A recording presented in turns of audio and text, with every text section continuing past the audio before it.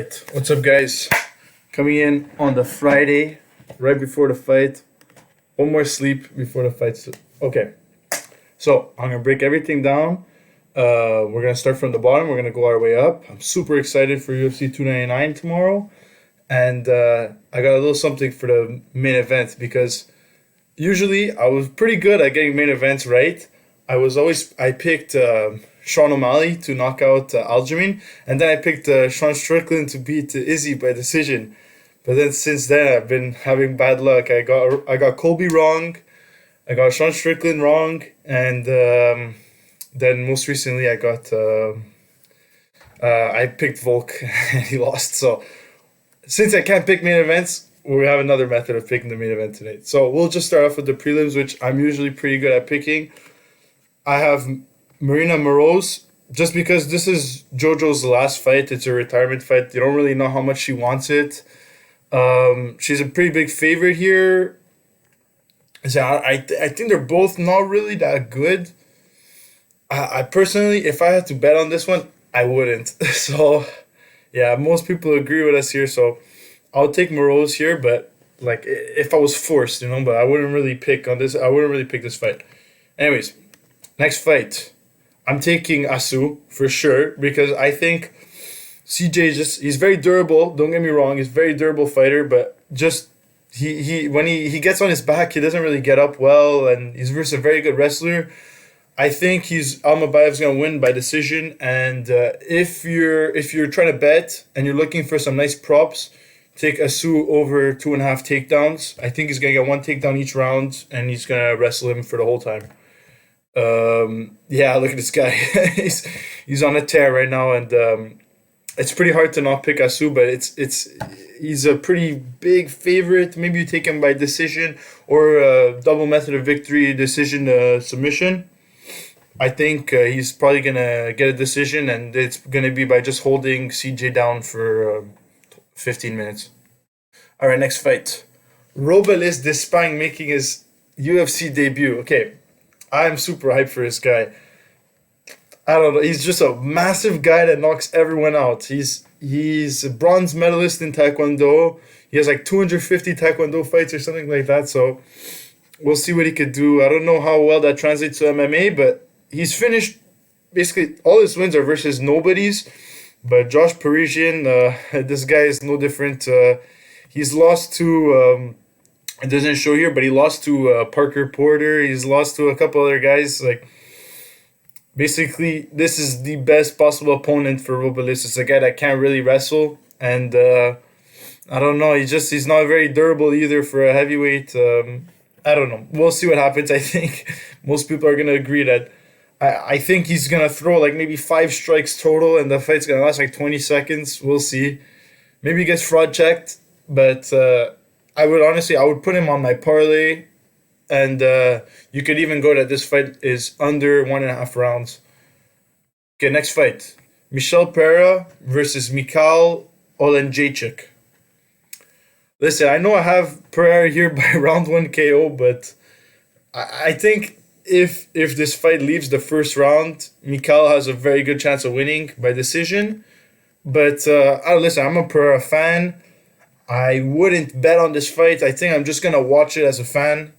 And hope Michel does some crazy shit in the first round and gets a nice knockout. But this guy is way too durable. I don't really see it happening. But we'll see. I mean, it's a close fight. There's a lot of close fights on this card. So we'll see what can happen in this fight. Philip Lins versus Ion Cutelaba. Listen, guys. Ion has the skills, but he always finds a way to mess it up. This guy, sometimes he's winning fights and just gets destroyed. I don't know how or why, but I think Philip Lins at 38, he has, okay, look, his only like KO in recent years was versus Ovince St. Preux, which at this point, like in OSP's career, doesn't really have a chin anymore. This guy doesn't hit that hard for 205. Like, he should hit a lot harder. I think if Ion comes in game and doesn't do anything stupid, he could probably win this fight. But once again, I don't like betting on people that I find lose in very stupid ways. They lose fights that they should have won. So I personally wouldn't bet this one, but my official pick is Kutalaba. Pedro Munoz versus Kyler Phillips. I will change this. I think he's going to get a KO in the second round. Kyler is very fast, and Pedro struggles with people that are very fast and have a lot of lateral movement. I think in the first round he's gonna blitz Pedro. Pedro won't really know what's happening, but he's too durable to be finished in the first round. I don't think he's gonna get first round finish. I think in the second round, Kyler's gonna know what works. He's gonna put on the pace, and I think he can finish him in the second round. If not, I think Pedro wins the third round, so Kyler will win a decision. But we'll see what happens. It's a fight. You never really know what's gonna happen. I think Kyler's gonna win here and could be a good fight to add to the parlay. He's either wins by KO or decision, so you can put it. You can put double method of victory. Okay, Mateus Scamrot versus Rafael Dos Anjos. Guys, Dos Anjos is good, but he's 38 now. I'm 39, sorry. He's moving back down to lightweight after a two-fight at welterweight, I believe. Yeah, two fights at... Oh, this was it. Here's the two. Yeah, two fights at welterweight. He's moving back down to lightweight. I think he belongs at lightweight, personally, but I don't know how much longer he has in the octagon. He said he's not done yet. Do I believe him? Probably not. So I'm going to go with Gamrot here. I don't like it, but yeah, it's the only possible pick is you do Gamrot decision or Gamrot double method of victory, decision submission. I don't think anyone's getting knocked out in this fight. I think Gamrot's a pretty good wrestler. I think he's probably going to get a decision here over Dos Anjos. Dos Anjos maybe could get a submission, but I doubt it. I'm going to go with Mateus. Next one, Caitlin Seminara, formerly known as Caitlin Chukugian, versus Macy Barber. Guys, all I know is this fight is going 3 rounds. I don't think either of them is going to knock each other out or choke each other out. Macy Barber is the more physical out of the two. She's going to push Caitlin up against the cage, but Caitlin's been in there for a while. She's a vet at this point. She's very long, very lanky. It's going to be tough for either of them to kind of get anything off. If I had to bet on this fight, which I'm not, but if I had to bet on this fight, because of the odds, I would go with Caitlin. I would go with Caitlin to get a decision. But if I'm just picking a winner, I'd say Macy Barber has a better shot of winning this fight. Alright. Here, we have the underdog of the night. Jailton Almeida. I don't know if he's he's not underdog anymore. He was underdog like 2 days ago. I don't understand how. I think Curtis Blades was known as the guy, the heavyweight that could wrestle. Jailton Almeida is exactly that. And he's stronger, faster, and has way better jiu-jitsu. The only thing is his striking is not on the same level as Curtis Blades' boxing. If Curtis Blades comes out and it's just like, I'm going to pressure the shit out of this guy and box the living hell out of him, Curtis has a good chance of winning this. But if Curtis is like, I'm the better wrestler, I'm going to grapple with this guy, and he chooses to grapple with Jailton, he will get choked out. I can guarantee you that. So, official pick, betting-wise and picking-wise, I'm picking Jailton here. I think Curtis Blades' fight IQ is not really where it should be. He always finds a way to lose to the top level of opponents. Like, he's almost on his way to getting a title shot, and he loses. So, yeah, I don't know. If he does win this, I think he should get a title shot, but I don't know. I see a way to where he wins. I see a way, like, the odds have it right. I would say these are the correct odds. I saw a lot of value in Jailton as an underdog, but now he's a slight favorite, near even. It's pick him odds. I would take Jailton and possibly add him to a small parlay. Okay, here. Now we have. This fight is probably the closest fight on the whole card. In my opinion, it's almost a pure coin flip. I know Piorian 1-5 in his last 5. 1-4 in his last 5. Song Yadong, 5-1 in his last 6. Only loss coming to Corey Sandhagen. which is, in my opinion, is elite. Elite, elite. Anyways, Petr Yan, he's only lost to the elite as well. This was a DQ, in my opinion, should have been a no contest because they gave the no contest to Ankalaev.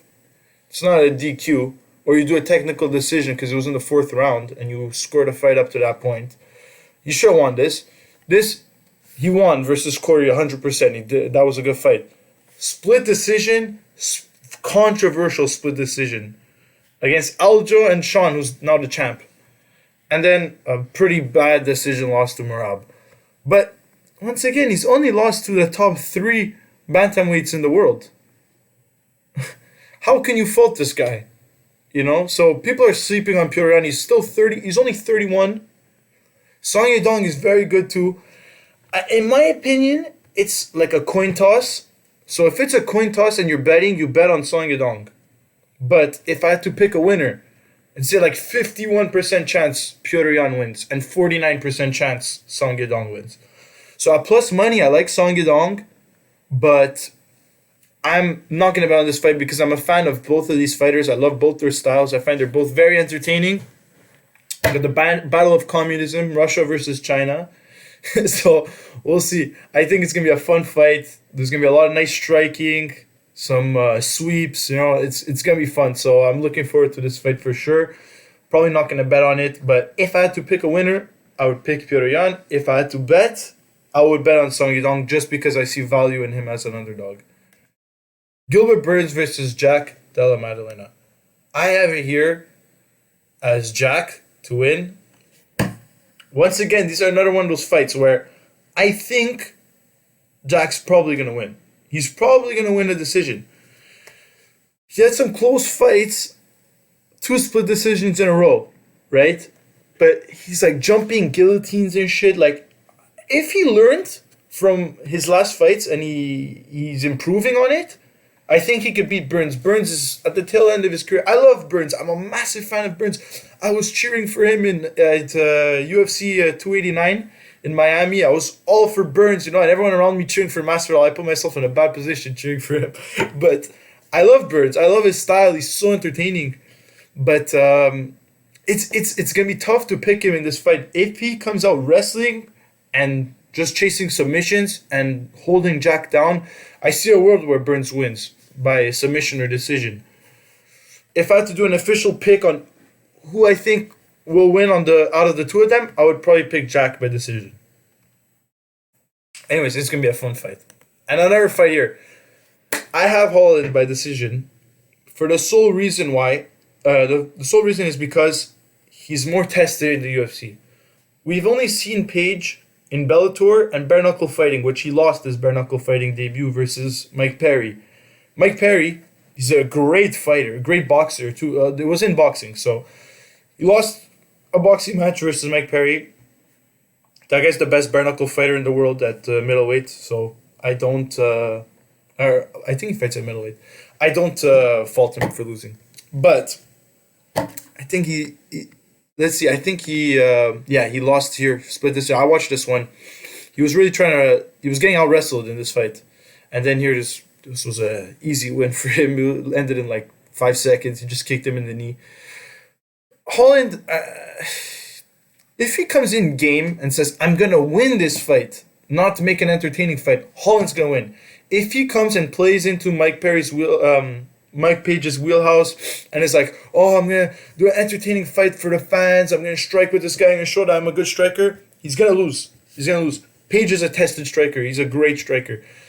But if Holland says, "I'm gonna come in and I'm gonna use my jiu-jitsu," because he's a black belt in jiu-jitsu, he uses his wrestling because he has good wrestling. If he says, "I'm gonna be a mixed martial artist," which is the game that he's playing, he could beat him. He's more tested in the UFC. He's more tested under the bright light. So I'm picking Holland here. But in my personal opinion, if you guys want to have fun Saturday night, just watch the fight as a fan. Don't bet this fight. Just watch it as a fan, and you're going to enjoy yourself. So that's what I'm picking. Now, last fight that I'm picking. Because this fight, I'm not going to pick it because I have bad luck with the main events. We have Saint Denis versus Poirier. I'm going to actually change it. I think he finishes him in the second round. And if he doesn't finish him in the second or third round, Poirier will dog walk him for the fourth and the fifth. So this is a really hard fight to tell. But at minus 220 favorite, you can't pick Saint Denis. I can't pick him minus 220. His last win was versus the steamroller Frivola. This guy is not Matt Frivola is not Dustin Poirier. Dustin Poirier is elite. As much as you might not like it, he's elite. Especially at lightweight, he's a killer. So I know he's coming off a knockout loss, so that's a big factor. But listen, it's gonna be a close match. I don't see how he's 220. I think the odds should be pick him, honestly. So I do see value in Poirier as an underdog, but personally, again, like I said, guys, there's a lot of fights on this card where I just wouldn't bet it because I don't know. There's a lot of unknowns. So I wouldn't bet this fight either, but I would. Who I think is gonna win? I think Benoit Saint Denis is gonna win. So we have the last fight here. I had it. I did these picks last week. I had it at O'Malley round 2 KO. Let's see what other people think. A lot of people think he's gonna win by decision. I don't really see it happening, but I think it's gonna be a finish. But since I can't pick for shit, my dog's gonna pick the main event. So I'm gonna put 2 treats over here. Put one here. Here he's coming, waking up. This treat represents Sean O'Malley, and this treat represents Chito Vera. So we're gonna see which one he picks. I'm gonna go get him. Come on. You want a treat? Okay. Sumo, wait. Okay. Go, Sumo. Which one are you going for, Sumo? This one or this one? I think he likes Chito Vera to win this fight. Oh! So you got Chito. Okay. Main event. Official prediction is in. Sumo picks Chito Vera to win. Here, you can have this one too. Here you go, buddy. Thank you, Sumo. Alright. So we're taking Chito. So, for me, since Cheeto's gonna win, now that Sumo picked it, I would take Chito to get a 4th round KO. I think he always finds a way to get this crazy knockout later on in the fight.